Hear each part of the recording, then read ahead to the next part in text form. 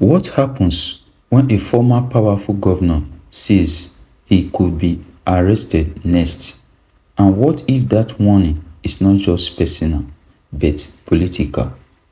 On one side, a former APC power broker turned opposition voice.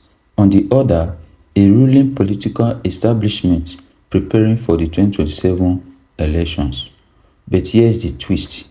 This story isn't only about one politician, it's about arrest, defection, and a political atmosphere many insiders describe as tense and unpredictable. Because if political pressure is shaping alliance today, it could shape Nigeria's democracy tomorrow. In this deep investigative documentary, we break down what really happened, the power dynamics behind the headlines, and what comes next. Please like this video, subscribe and join the conversation because the future of Nigeria politics may already be unfolding.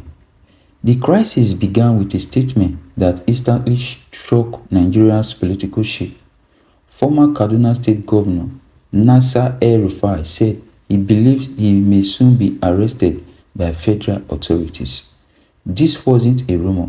It came directly from an interview with BBC Hausa, one of the region's most influential media platforms. El-Rufai claimed that recent arrests of people who worked closely with him during his administration increased his fears. Why would former allies suddenly face detention?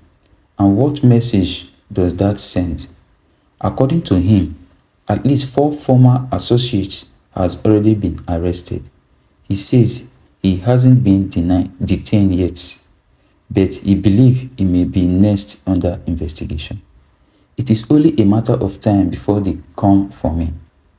This comment quickly sparked political debates, public speculation, and intense media attention. To understand the weight of this moment, we need to go back. El-Rufai is not just another politician. He governed Kaduna State for 8 years under the APC, Nigeria's ruling party. He was once considered a strategic insider, a voice aligned with the political establishment. But today, he is no longer in the APC. In a major political shift, he defected to the African Democratic Congress (ADC). Party defection in Nigeria are rarely just personal decisions. They signal changing alliance, power calculation, and future electoral positioning. Was this ideological or strategical survival?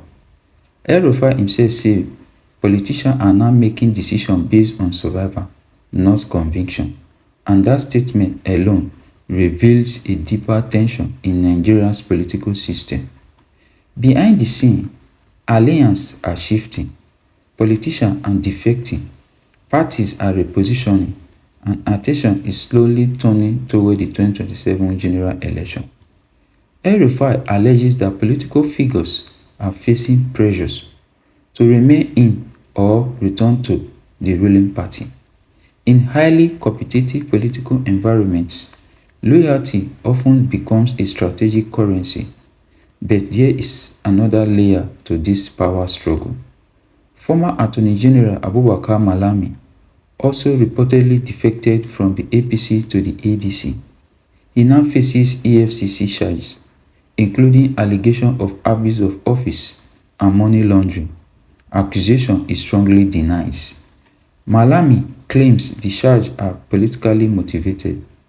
The government has not officially responded to El-Rufai claims, and the silence has only fueled speculation. But here is the part nobody is talking about. This story may not be about arrest alone. It could be about political messaging and who controls the narrative ahead of the next election cycle. If you are still watching, you already know this goes deeper than headline. Many headlines focus on El-Rufai warning, but the deeper story is about trust in institutions and public perception of fairness.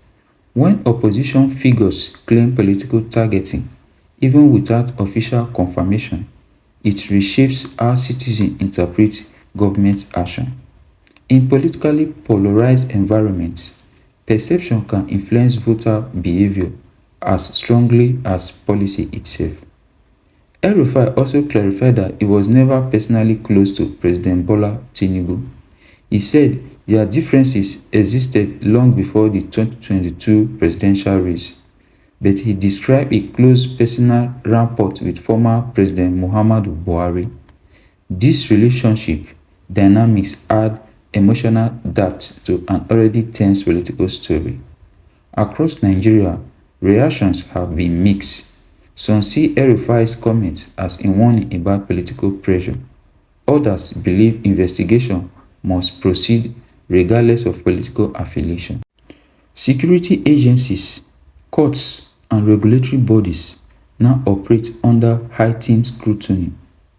Are investigations purely legal or politically interpreted? As elections approach, public trust in institutions become a defining national issue. The bigger question isn't whether one politician gets arrested, it's whether Nigeria's political environment becomes more polarized or more transparent. Defections, alliance, and investigations could reshape electoral strategy ahead of 2027. More defections, more legal battle, and a more competitive political landscape. Three possible scenarios. 1. Investigations expand, increasing political tensions. 2. Parties consolidate power, redefining alliance. Then 3. Voters become the ultimate decision maker, reshaping the political balance. This is more than a political controversy. It's a story about power, perception, and the future of Nigeria's democracy. What do you think? Political pressure, legitimate investigations, or strategic positioning ahead of 2027? Drop your analysis in the comments. Like the video if you value deep investigative journalism, and subscribe for cinematic political documentary that go beyond the headlines. Because in politics, the real story is often the one still unfolding.